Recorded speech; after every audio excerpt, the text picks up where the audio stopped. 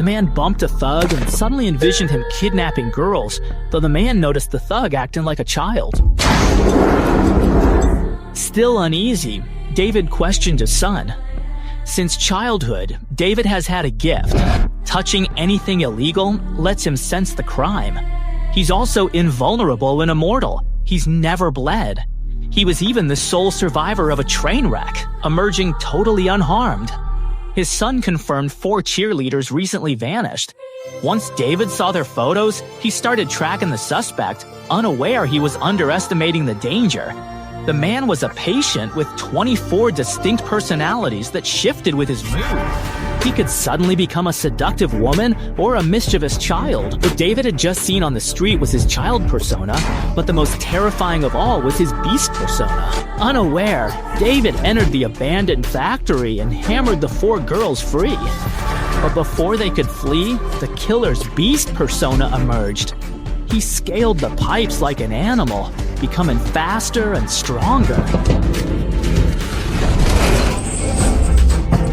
David shouted for the girls to flee, but the thrown table trapped him.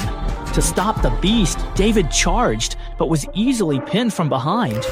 To break free, the immortal David jumped off the 8th floor with the attacker on his back.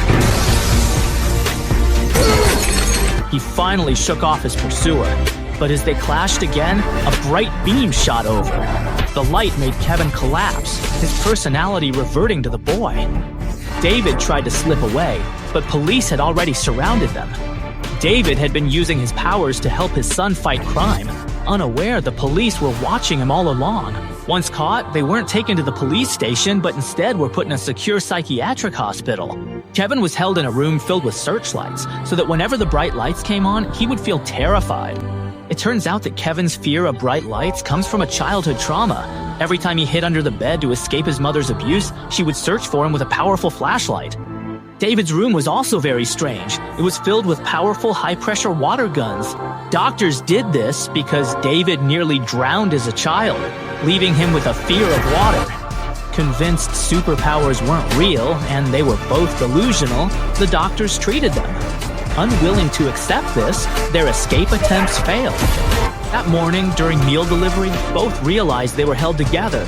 Each began plotting revenge.